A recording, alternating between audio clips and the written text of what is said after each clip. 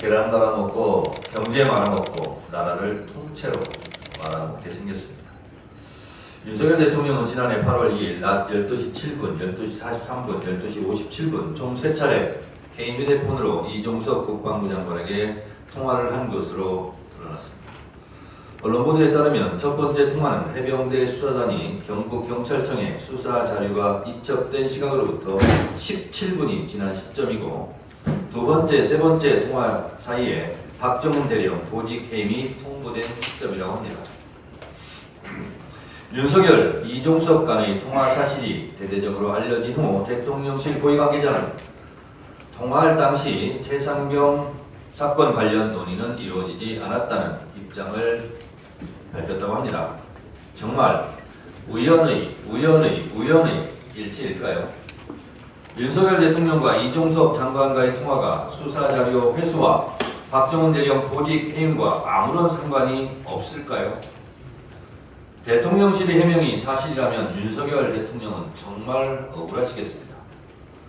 대통령과 국무위원인 국방부 장관과 개인 휴대폰으로 3차례 통화할 수도 있는 일인데 국민들은 많은 의혹을 갖고 있으니 이 일을 어쩌면 좋을까요?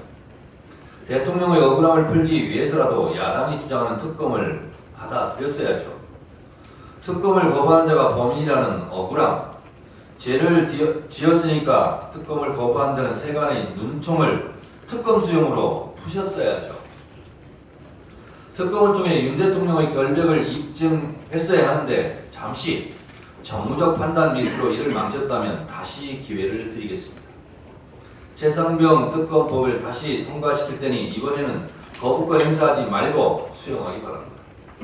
특검을 통해 윤석열 대통령과 이종석 국방부 장관과의 통화 내용도 밝혀져서 두 사람의 통화가 국익을 위한 애국적 통화였음을 밝혀주시기 바랍니다.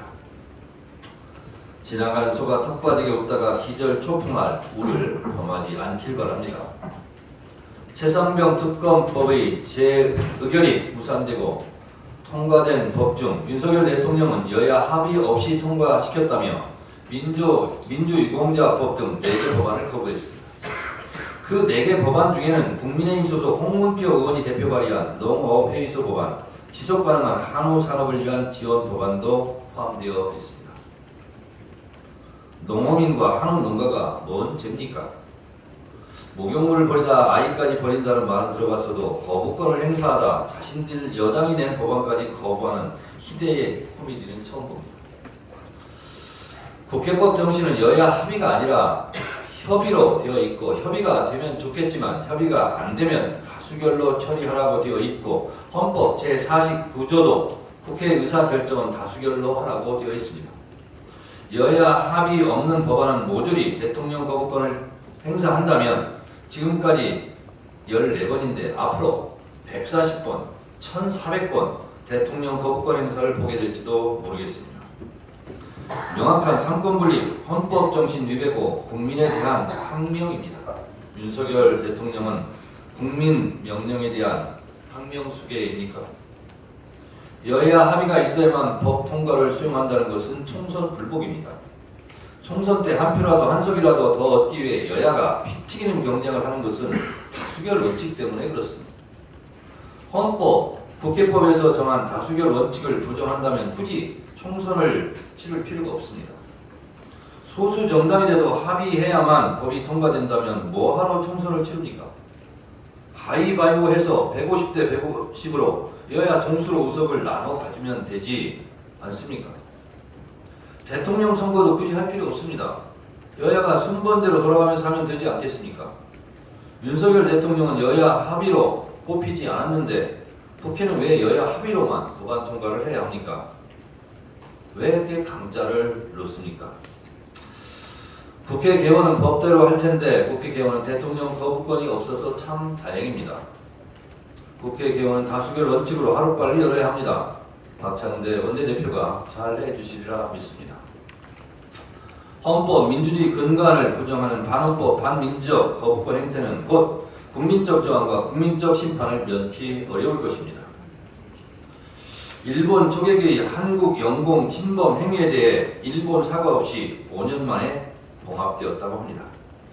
이런 식이면 독도가 자기네 땅이라고 우기는 일본에 대해서도 너그럽게 양해해 줄 겁니까? 대일 불종 위기의 끝판왕이 신기록을 계속 작성할 것 같은데 윤석열 정권 내 친일 넘어 뼛속까지 일본인인 몇 명이 혹시 암약하고 있는 거 아닙니까? 계란 말아먹고 경제 말아먹고 외교 말아먹고 최상병 진실 말아먹고 이러다 정말 나라를 통째로 말아먹게 생겼습니다.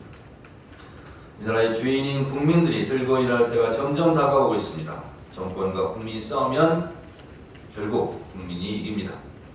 국민들 사이에서 점점 대통령 탄핵 열기가 높아지고 있다는 엄연한 현실을 직시하기 바랍니다. 대통령 지지율도 위험수위입니다. 바다로 향하는 강물을 아무도 막지 못한다는 자연의 순리를 거역하지 않기 바랍니다. 순천자는 흥하고 역천자는 망하게 되어 있습니다.